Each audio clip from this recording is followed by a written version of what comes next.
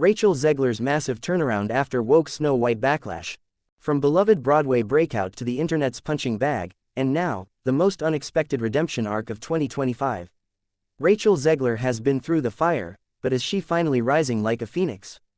Grab your tea, because this isn't just another Disney princess story, it's a full-on Broadway drama. Let's dive in. Rachel Zegler's massive turnaround after woke Snow White backlash. When Rachel Zegler was cast as Disney's live-action Snow White, the world expected fairy tale magic. She had the golden voice, the Broadway roots, and the fresh face Hollywood craves.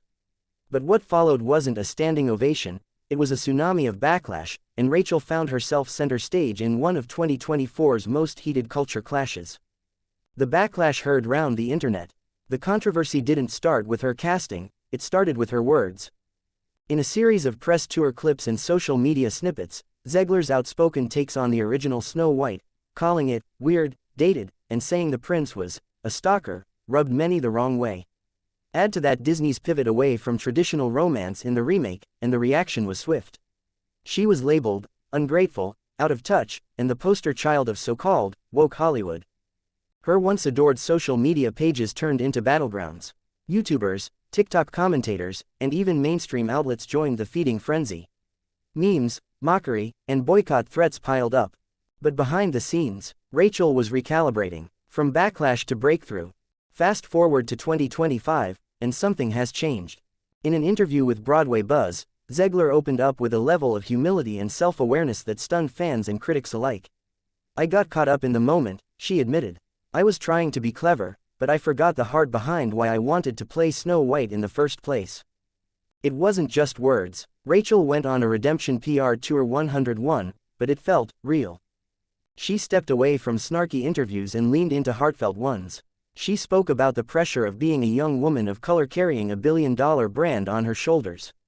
She even addressed the toxicity of internet call-out culture without dodging responsibility. And then, she returned to her roots. A star reborn on Broadway. In April 2025, Rachel made her triumphant return to Broadway in the revival of West Side Story, stepping back into the role that made her a star. But this wasn't the same wide-eyed Maria from 2021. This was a woman reborn. Critics raved, fans wept, standing ovations were nightly, and guess what? The narrative shifted.